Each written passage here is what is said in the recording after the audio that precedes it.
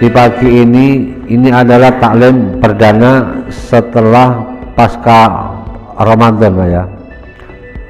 Alhamdulillah kita semua masih diberikan kesempatan oleh Allah Subhanahu wa Ta'ala. Semoga Allah membimbing kepada kita selalu istiqomah dalam melaksanakan ibadah dan ketaatan kita. Amin ya rabbal alamin.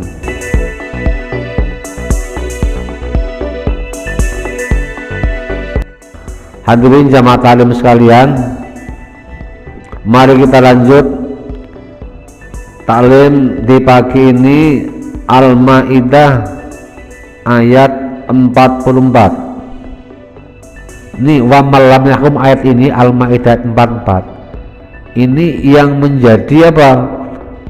Kalau pemahamannya hanya tekstual, ini akan menjadi ekstremis, pemahaman yang ekstrim. Soalnya teksnya barang siapa yang mengambil hukum bukan dengan Al-Quran dan hukum maka mereka adalah kafir.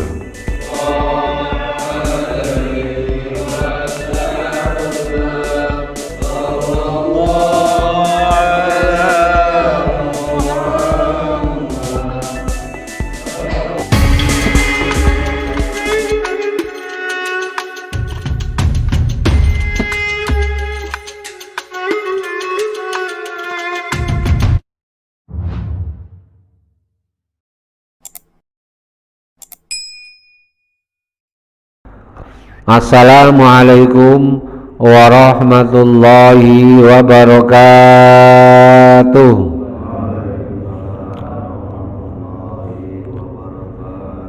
Bismillahirrahmanirrahim. Alhamdulillahi rabbil alamin.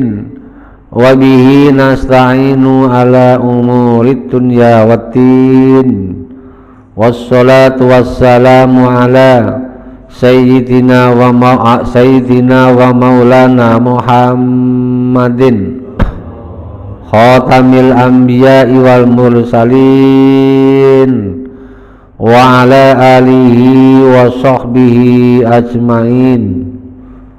Qalu subhanaka la ilma lana illa ma 'allamtana innaka antal alimul hakim. Rabbi shrah li sadri wa yassir li amri wahlul 'uqdatam min lisani yafqahu qawli, amma ba'd.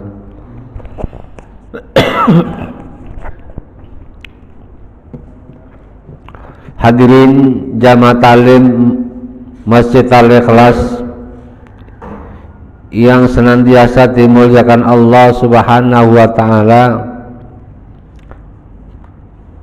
Syukur alhamdulillah kita panjatkan kehadirat Allah atas segala nikmat dan karunia-Nya.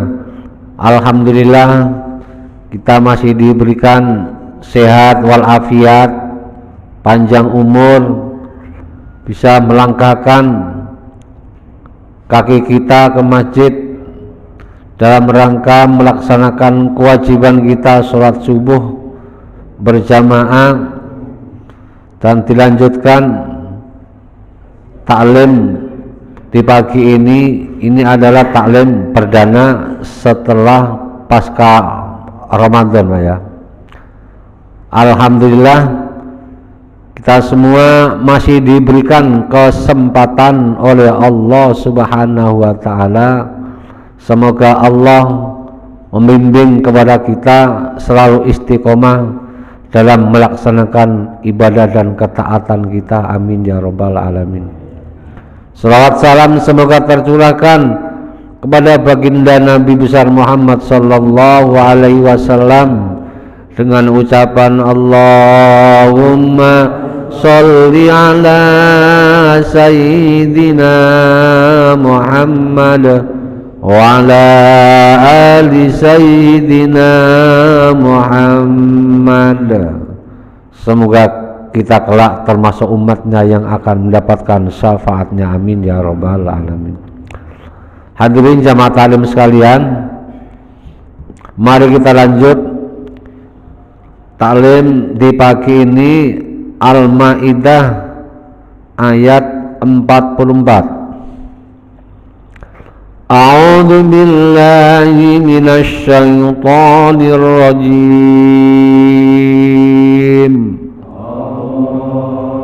Bismillahirrahmanirrahim. Inna anzalnat Taurata fiha hudan wa nur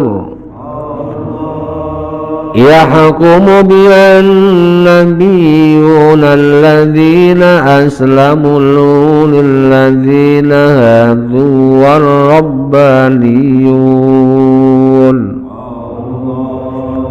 والربانيون والأحبار بما استحفظوا من كتاب الله وكانوا عليهم شهداء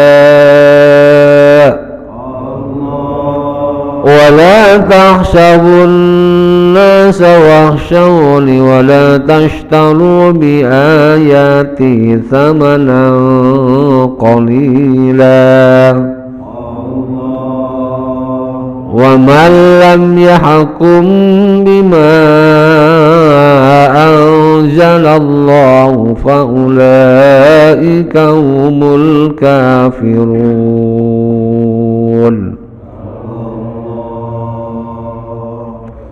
Inna anzalnat Taurata fiha hudaw wa nur. Inna sesungguhnya kami, ini kata Allah ya, kami ini Allah yang menyampaikan. Inna sesungguhnya kami anzalna telah menurunkan at-Taurata kitab Taurat. Kitab Taurat itu kitab Nabi siapa Pak? Kitab Taurat kitab Nabi siapa? Nabi Musa. Fiha di dalam kitab Taurat hudan ada petunjuk kebenaran, lawan daripada hudan minad dolala. Dolala artinya sesat. Allah telah menurunkan kitab Taurat terhadap Nabi Musa untuk disampaikan kepada umatnya. Itu umatnya Nabi Musa zaman itu adalah apa? Orang-orang Yahudi yang berada di Bani Israel. Allah berikan petunjuk kepada orang-orang Yahudi yang ada di dalam Taurat itu. Kemudian di samping sebagai petunjuk nurun cahaya, lawan kata dari cahaya gelap, lawan daripada cahaya gelap. Jadi Allah telah menurunkan kitab Taurat terhadap Nabi Musa untuk disampaikan kepada umatnya, orang-orang Yahudi Bani Israel, supaya mereka mendapat apa? Hidayah, mendapat petunjuk jalan yang benar, keluar dari kesesatan, dan mereka akan mendapatkan jalan yang terang benderang. Bayanun untuk menjelaskan lil ahkami beberapa hukum. Yahkumu memberikan hukum, memberikan putusan biha yang ada di dalam Taurat, an-nabiyuna para nabi mim Bani Israel dari Bani Israel. Nabi yang berasal dari Bani Israel, Palestina. Ya. Yang sekarang lagi, Masya Allah ya, yang sekarang lagi seperti itu ceritanya ya. Bahkan diantaranya dari 20 nabi yang diimani oleh kita itu separohnya nabi dari Bani Israel Palestina. Makanya negara itu termasuk negara yang diberkahi oleh Allah. Separuh dari 25 itu dari Bani Israel.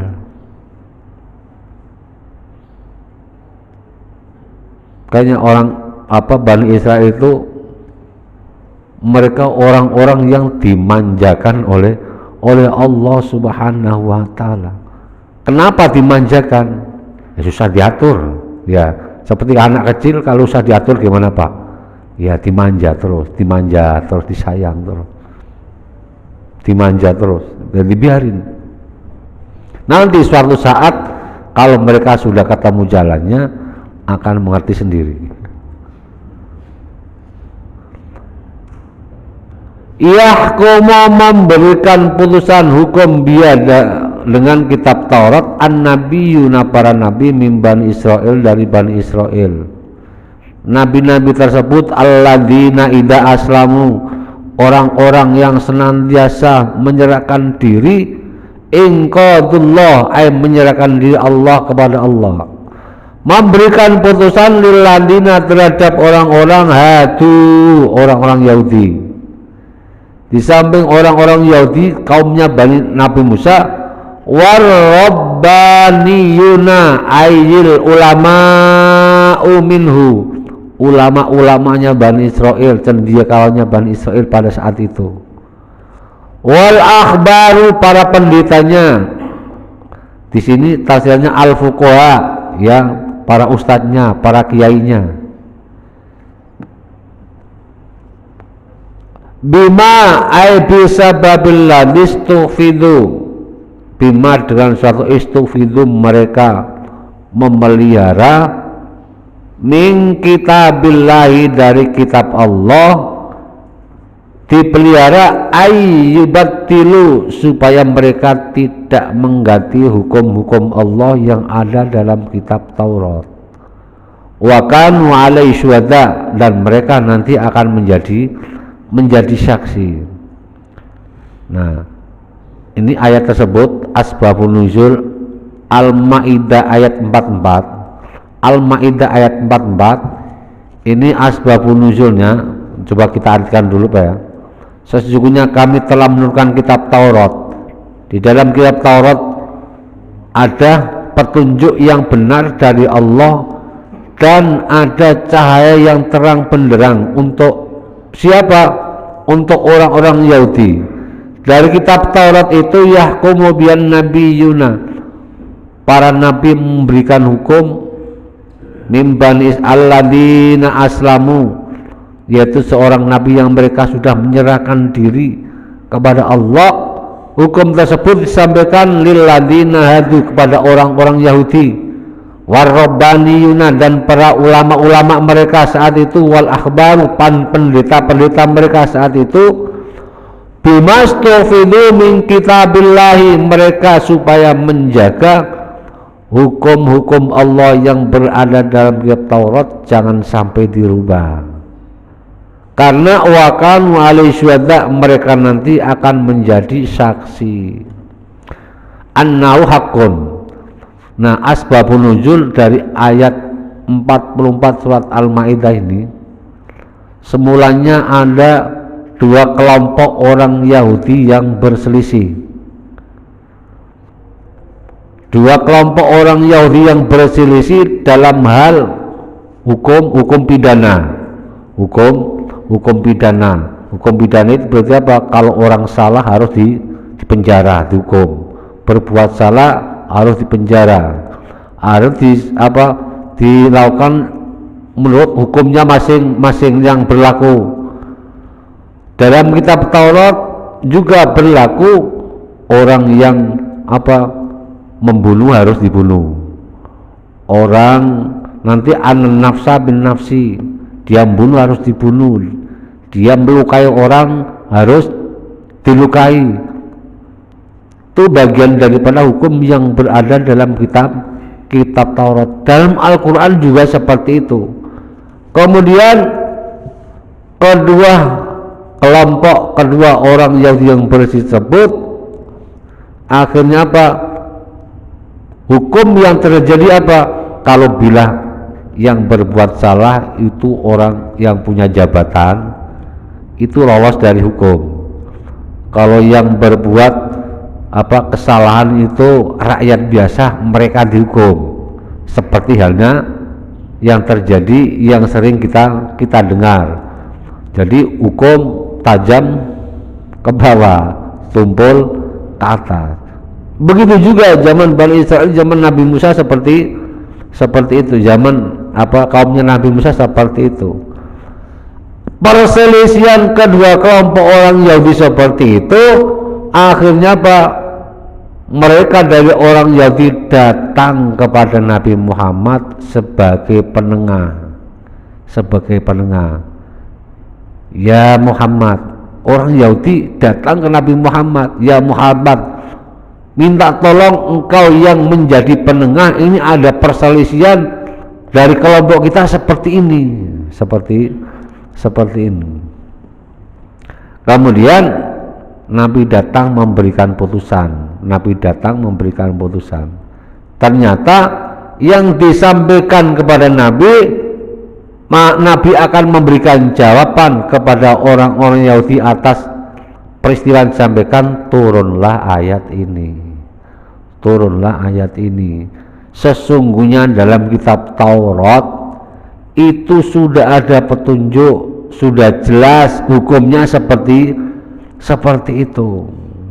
Untuk itu agar kalian termasuk orang-orang yang mendapat hidayah dari Allah, dan kalian termasuk orang-orang yang terang benderang dalam melaksanakan keyakinanmu, dalam melaksanakan agama Allah. Kalian harus ngikutin yang ada dalam kitab Taurat. Itu penjelasan Nabi seperti itu. Jadi apa kesimpulan pelajaran yang kita dapat? Semua agama yang diturunkan Allah kepada para nabi dan rasul disampaikan kepada umatnya, di situ ada huda wa nur, ada petunjuk kebenaran. Ini sesuai dengan Al-Baqarah ayat-ayat pertama, ya, hudal lil muttaqin, bahwa Al-Quran diturunkan kepada Nabi Muhammad untuk umatnya, untuk kita, hudan, sebagai petunjuk. Yang dimaksud hidayah sini adalah nurun alladzi yunawwiru sabilan nasi fi hayatihi, petunjuk cahaya yang terang benderang untuk menerangi orang tersebut supaya sabilan nasi fi hayati, menerangi kehidupannya supaya tidak tersesat.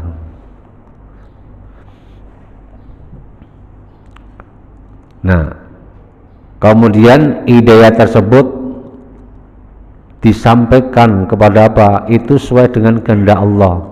Semua orang akan diberikan hidayah, tapi sesuai dengan kehendak Allah. Hidayah itu adalah prerogatif hak Allah Subhanahu wa ta'ala. Cuman kita diharapkan untuk melaksanakan amal yang baik, ketaatan kita kepada Allah, untuk menghantarkan agar Allah berikan petunjuk kepada kita, membimbing kepada kita jalan yang benar.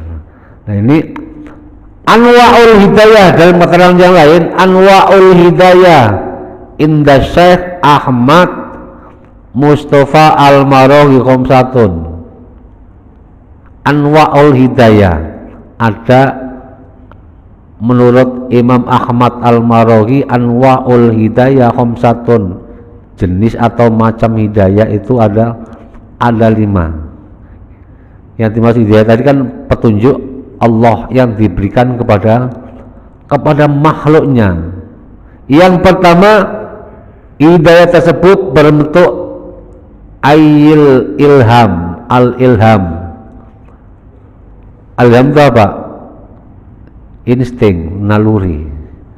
Contoh ya, anak kecil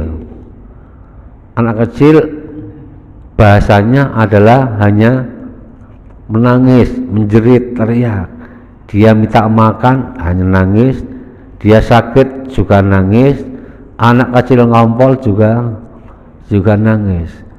Itu insting naluri anak.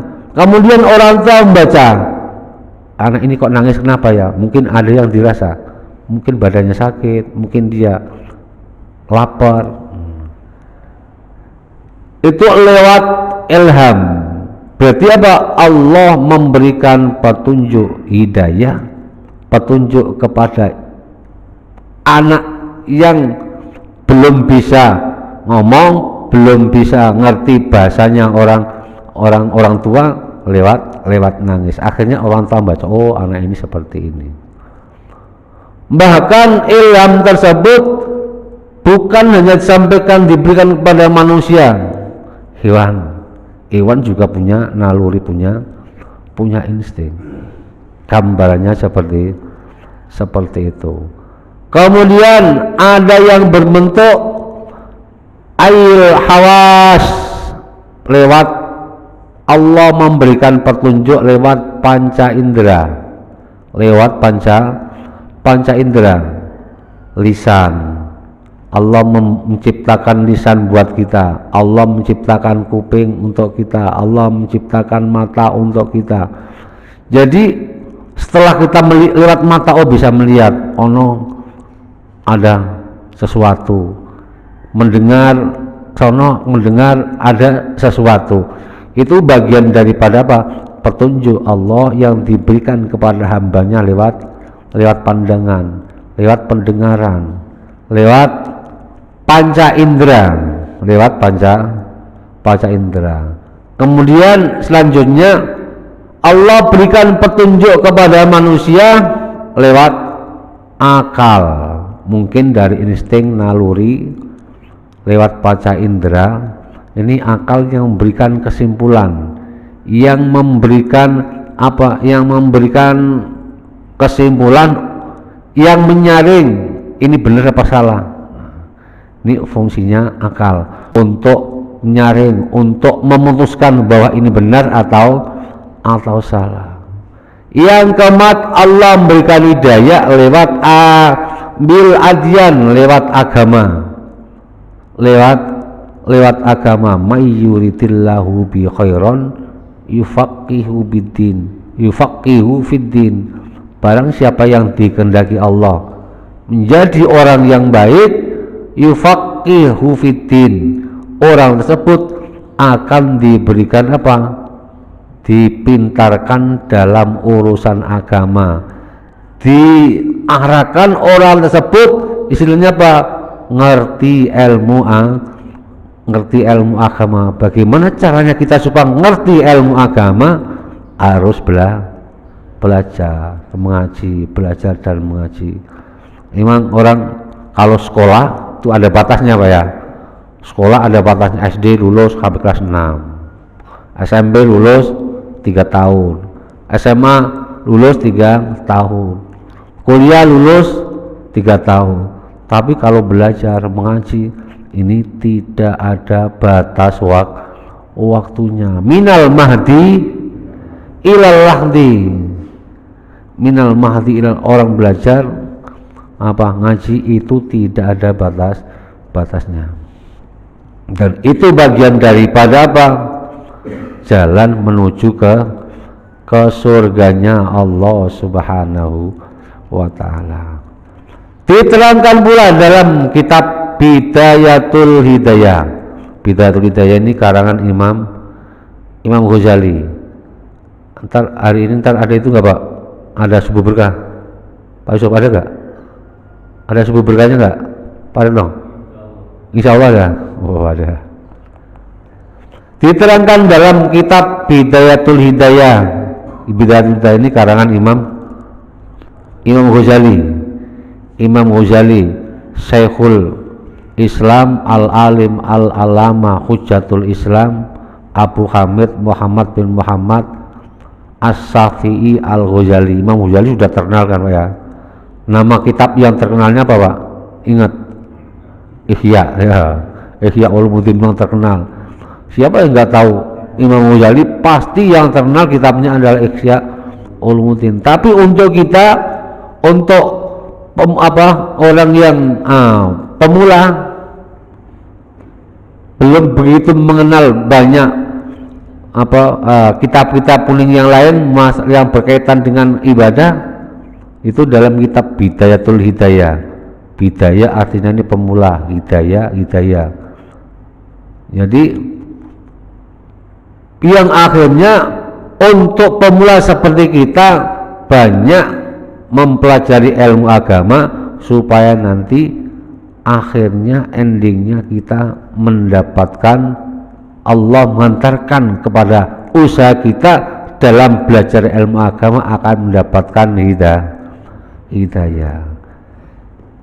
Kama kutiba fi kitabi Bidayatul Hidayah, man kana yuridul hidayata fa'alaihi arba'atu asya'. Barang siapa yang mengharapkan hidayah dari Allah, petunjuk kebenaran dari Allah, maka baginya minimal ada 4. Yang pertama, bil ibadah, untuk meraih bimbingan Allah, petunjuk jalan benar dari Allah. Kita harus lewat ibadah, lewat ketaatan kita yang diapresiasikan lewat ibadah. Contoh kecil saja. Ini dalam kitab Bidayatul Hidayah, harapannya itu mulai dari berangkat tidur sampai berangkat tidur terus lagi, itu yang kita lakukan bernilai ibadah, banyak yang bernilai ibadah. Contoh ketika kalau mau tidur ya, kita kalau mau berangkat mau tidur ya, mau tidur dianjurkan ambil air wudhu, diambilkan air wudhu, niat nawaitul wudhu'a li raf'il hadatsil asghari fardhan lillahi ta'ala. Ntar setelah kita ambil air wudhu, tidur kumpul sama istri batal Pak, biarpun batal. Tapi waktu kita berangkat ngambil bantal guling itu dalam posisi punya wudhu. Jadi tidur kita bernilai ibadah. Seandainya ketika kita tidur, karena an-naumu mislul mauti, tidur itu seperti orang mati. Kita tidur, mata merem, kemudian kesadaran hilang. Makanya digambarkan an-naumu mislul mauti, tidur itu seperti perumpamaan orang mati. Seandainya kita berangkat tidur, kemudian pagi tidak bisa bangun lagi, tiba-tiba ada pengumuman di musala di masjid, itu berarti ketika kita dicabut nyawa kita oleh malaikat Israel, kita dalam kondisi beribadah.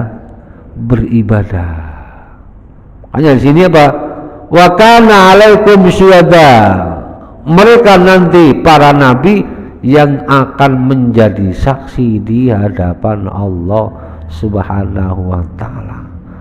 Ada menekan wa kanu alaihim syuhada, amal-amal ibadah kita nanti yang akan menjadi saksi. Makanya untuk mengharap hidayah petunjuk dari Allah lewat ibadah. Ketika kita tidur, ambil air wudhu, syukur dengan baca-bacaan zikir yang lain, minimal baca Bismillahirrahmanirrahim. Ya Allah, semoga saya nanti bisa bangun jam 4, bisa tahajud, minimal subuh tidak telat. Itu sudah dicatat oleh Allah. Minimal dibaca sekali. Kalau nggak bisa syukur 3 kali. Kalau umpamanya enggak sempat-sempatnya baca, saking ngantuknya apa ya, bismillahirrahmanirrahim, ya Allah sebenarnya bisa bangun jam sekian, bisa subuhan. Syukur dibaca 3 kali, syukur sampai 21 kali. Kalau ada yang mengatakan kalau membaca bismillah sampai 21 kali, kemudian niat nanti bangun jam sekian, tidak meleset Pak.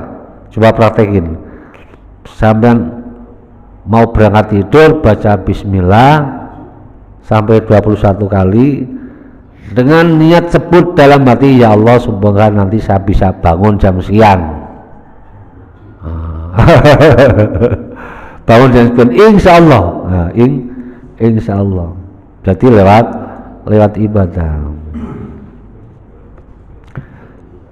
Kemudian bangun tidur juga seperti itu. Bangun tidur. Ketika kita bangun tidur, sebelum anggota badan kita ini bergerak, setelah mata bangun Pak ya, sebelum anggota badan kita yang lain bergerak, harik qalbaka wa lisanaka bi dzikrillah. Nah, gerakkan hatimu dan lisanmu untuk zikir kepada Allah. Maka disunahkan setelah bangun tidur bacanya gimana Pak? Alhamdulillahilladzi ahyana ba'dama amatana wa ilaihin nusyur. Ya Allah, Engkau telah menghidupkan kami kembali. Coba kalau kita tidur nggak bisa bangun lagi, apa yang terjadi? Maka mengucapkan bagian daripada kalimat syukur, alhamdulillahilladzi ahyana ba'dama amatana. Ya Allah, Engkau telah menghidupkan kami yang sesudah kami mati sejenak. Tidur itu seperti orang mati. Itu bagian daripada ibadah. Nah, hal-hal yang sekecil itu kelihatannya sepele, tapi itu bernilai ibadah. Kemudian ambil air wudhu. Nah, setelah biasanya bangun tidur ke kamar mandi Pak ya, ke kamar mandi, mungkin kencing atau buang hajat. Kalau sekarang kencing buang hajat kita ada kamar mandi. Coba kalau zaman dulu bangun tidur kencingnya di mana Pak? Keluar rumah. Buang hajatnya di mana? Jalan 5 meter, 10 meter ke sawah. Dalam kondisi gelap, nggak ada lampu listrik, pas tanggal 25 lagi ya, tanggal 25 bulan Syawal, gelap, jadi nggak ada sinar bulan. Kita lagi jalan nginjek kotoran orang.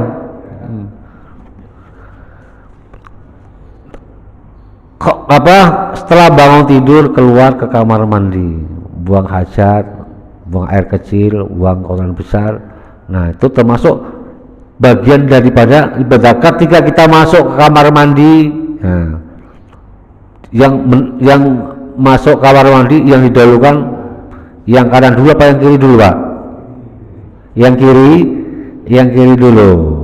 Nah, tapi kalau untuk untuk ibadah, untuk wudhu, untuk pakai baju, pakai celana, itu disunahkan yang kanan dulu. Takdimul yumna alal yusra, termasuk Pak Junjung bagi kopi kepada jamaah ini lebih dulu yang bagian kanan. Betul Pak Junjung ya? Bagian kanan mana? Kalau kita talim berarti bagian kanan sebelah sana Pak ya? Maka semantau dulu kasih soal muter ya. Kalau imam lagi sholat jamaah sebelah kanannya sono. Nah, sebelah kanannya sono. Sholat yang lebih awal, yang lebih baik yang sebelah kanan, soft awal sebelah kanan. Tapi lihat kondisi ada yang mengatakan paling ujung sebelah kanan, ada yang pahalanya paling besar makmum ada pas di belakang imam. Kenapa? Karena Dia yang bertanggung jawab nanti apabila imam suatu saat udzur, dia yang akan menjadikan posisinya menjadi imam. Makanya pahalanya besar di belakang imam. Itu hal yang kecil itu bernilai ibadah, dan ibadah tersebut sebagai wasilah untuk mengundang mempermudah petunjuk dan hidayah dari Allah kepada kita. Ketika wudhu, ya ketika wudhu, kemudian ketika wudhu, nah kembali lagi setelah ketika wudhu. Nah, wudhu itu kan berarti apa? Menghilangkan hadas kecil. Niatnya wudhu, maupun wudhu nanti itu apa? Untuk baca Quran, untuk sholat, untuk sholat fardu maupun untuk sholat sunat. Tapi wudhu adalah bagian daripada ibadah, bagian daripada ibadah. Makanya sesuatu itu kembali kepada niatnya. Kita membasahi tubuh, anggota badan kita cuci muka, ya, cuci muka, cuci tangan, cuci kaki. Kalau tidak diniati wudhu, tidak jadi ibadah. Ya cuman apa? Cuci muka, cuci kaki, cuci tangan aja. Tapi kalau diniati wudhu, mendapat pahalanya wudhu. Nah, kemudian saya ulangi lagi tadi. Kemudian setelah wudhu tujuannya apa? Mungkin untuk sholat. Nah, sebelum wudhu kita gosok gigi, sikat gigi. Apalagi kita wudhu nanti untuk mengerjakan sholat. Karena apa?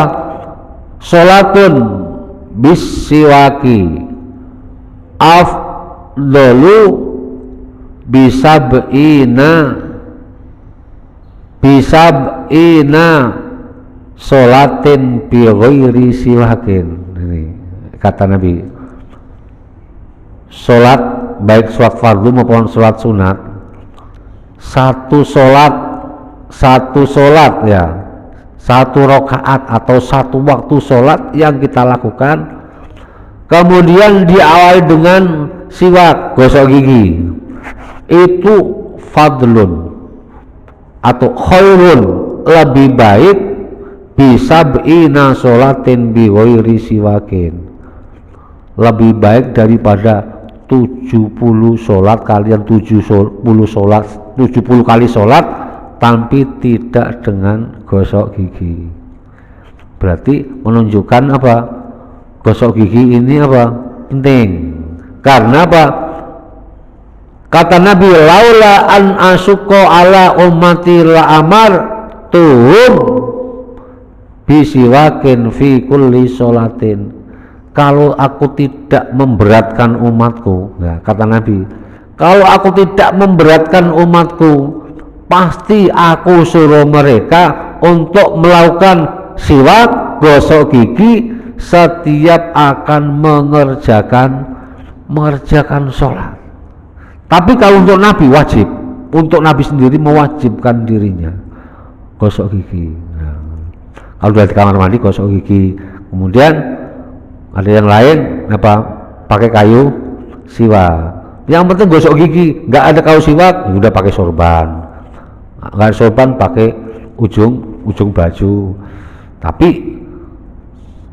ketika kita gosok gigi pakai sorban, pakai baju, jangan sampai apa? Giginya sudah bau, dilap ke baju ke sorban, akhirnya apa? Baunya nggak enak, nular kemana-mana, gitu Pak ya. Jadi sekali lagi, sholatun bisiwakin khairun bisab'ina sholatin bi ghairi siwak. Satu sholat dengan siwak itu apa? Khairun bisab'ina, lebih baik daripada 7 sholat tanpa dibarengi dengan gosok gigi. Dan semuanya itu apa? Dalam rangka untuk menghantarkan hidayah petunjuk Allah datang kepada kita. Ini menurut apa yang disampaikan Imam Ghazali dalam kitab bidayatul hidayah bil istighfar wa taubah, yaitu dengan membaca istighfar. Istighfar artinya minta ampun, bertaubat. Taubat artinya apabila kita mengerjakan perbuatan yang salah dosa, ingat kepada Allah, tidak mengulangi dosanya lagi. Kita lanjut. Fala takhsabun nasa, kata Allah, fala takhsabun nasa, maka kalian jangan takut kepada manusia. Ayyuhal yahudu fi idhari ma indakum min na'ti Muhammadin sallallahu alaihi wasallam. Kamu jangan takut kepada manusia, maksudnya apa? Orang-orang ada sekitarmu, untuk menyampaikan sifat-sifat Nabi Muhammad yang berada dalam kitab Taurat. Karena dalam kitab Taurat, kitab Zabur, kitab Injil itu sudah diterangkan bahwa sifat-sifat Nabi yang akan muncul di akhir zaman seperti ini. Sifat-sifat Nabi Muhammad tertera dalam kitab tersebut. Itu kamu harus sampaikan kepada mereka. Nah, tapi untuk orang-orang Yahudi, para cendekiawannya, para tokoh-tokohnya, hal itu disembunyikan, tidak diberitahukan kepada orang Yahudi pada umumnya. Wahsauni, nah ini warrajmi wa ghaiya, termasuk ayat-ayat yang berkaitan dengan hukum pidana juga disembunyikan. Makanya apa? Selalu dirubah oleh orang Yahudi. Wahsauni, bertakutlah kamu kepadaku. Fi kitmanihi, kalau kalian menyembunyikan hukum Allah, kalian harus takut kepada Allah. Wala tastaru bi ayati samanan qalila, wala tastaru, dan kalian jangan menjual ayat tastabdilu, mengganti ayat-ayat Allah, kebenaran tersebut diganti dengan hal-hal yang tidak sesuai dengan perintah Allah. Bi ayati, dengan ayat-ayatku, samanan qalila, dengan harga yang sedikit, minat dunya ta'khudunahu ala kitmaniha. Di akhir ayat, wa man lam yahkum bima anzalallah faulaika humul kafirun. Waman, dan siapa orang lam yahkum, tidak mengambil hukum, tidak memberikan hukum, bima anzalallah, dengan suatu anzala yang sudah menurunkan Allah, faulaika humul kafirun, maka mereka adalah orang-orang kafir. Barang siapa yang mengambil hukum tidak dengan kitab Allah, zaman kitab Taurat, di kitab Taurat, Al-Quran dengan Al-Quran. Nah ini wa malam yakum, ayat ini Al-Maidah 44. Ini yang menjadi kalau pemahamannya hanya tekstual, ini akan menjadi ekstremis, pemahaman yang ekstrim. Soalnya teksnya, barang siapa yang mengambil hukum bukan dengan Al-Quran, dengan hukum, maka mereka adalah kafir. Nah, ini kan ekstrim ya. Makanya dari kalimat ini ada orang mengkafirkan orang lain, ada sekelompok orang mengkafirkan daerah, mengkafirkan negara. Itu negara dianggap kafir kalau tidak berhukum dengan hukum Islam. Itu daerah dianggap, semuanya dianggap kafir kalau daerah tersebut tidak memakai hukum agama Islam. Karena kafir tidak bisa diklaim dengan seperti itu. Dia dinyatakan kafir kalau hatinya ingkar, hatinya tidak percaya, kemudian lisannya mendustakan, tidak mau menggunakan hukum-hukum Allah. Nah, kalau kita kan umpamanya puasa, sholat itu wajib, tapi mereka tidak sholat, apa dia dukun kafir? Enggak bisa. Dia percaya bahwa sholat itu wajib, cuman dia belum bisa mengerjakan sholat, belum bisa mengerjakan puasa, belum bisa zakat. Jadi wa man lam yahkum bima anzalallahu faulaika humul kafirun. Jadi kalimat ini Ada yang mengatakan bahwa ini berlaku umum, ada yang mengatakan bahwa ini khusus untuk ayat ini khusus untuk orang-orang Yahudi. Karena apa, kalimat ini ada mirip 44 nanti 45 ada juga nanti ayat berikutnya ada dengan konteks yang berbeda. Wa man lam yahkum bima anzalallahu faulaika humul fasikun. Wa man lam yahkum bima anzalallahu faulaika humudz zalimun. Hampir sama. Wa katabna alaihim fiha wallahu a'lam bisawab. Mungkin ini yang dapat kami sampaikan, walaupun satu ayat. Mudah-mudahan Allah turunkan rahmat kepada kita, Allah turunkan hidayah kepada kita semua, agar Allah membimbing ketaatan keimanan kita kepada Allah sampai akhir hayat kita. Amin ya rabbal alamin. Allahumma sholli wa sallim ala sayyidina Muhammad wa ala ali sayyidina Muhammad. Ya Fattahu ya Alim, iftah lana fathan qariba wa alimna ilman nafi'a. Allahumma alimna ma 'allamtana, alimna ma la 'allamtana, alimna ma yanfa'una, alimna ma la yanfa'una. Innaka ta'lam wa la na'lam wa anta 'allamul ghuyub. Allahumma inna na'udzubika min ilmin la yanfa' wa min qalbin la yakhsha wa min nafsin la tasba wa min du'ain la yustajab wa min syarri dalikal arba bi rahmatika ya arhamar rahimin. Allahumma ja'al auladana wa talamidana wa ahli baitina wa man hadara fi hadhil jamaah min ahlil iman wa ahli taqwa wa ahli ibadah wa ahli Qur'an wa ahli rizqi wa ahli tu'a wa ahli khair wa la tajalna wa iyyahum min ahli syarri wad dhair. Innaka ala kulli syai'in qadir. Rabbana atina fid dunya hasanah wa fil akhirati hasanah wa qina adzabannar. Wa sallallahu ala sayyidina Muhammad wa ala alihi wa sahbihi wa sallam. Subhanaka rabbika rabbil izzati amma yasifun wa salamun alal mursalin walhamdulillahi rabbil alamin. Al-Fatihah. A'udzu billahi minasy syaithanir rajim. Bismillahir rahim. Alhamdulillahi rabbil alamin arrahmanir rahim maliki yaumiddin. Iyyaka na'budu wa iyyaka nasta'in ihdinas siratal mustaqim siratal ladzina an'amta 'alaihim ghairil maghdubi 'alaihim waladdallin. Amin. Kurang lebihnya mohon maaf. Billahi taufiq wal hidayah. Wassalamualaikum warahmatullahi wabarakatuh.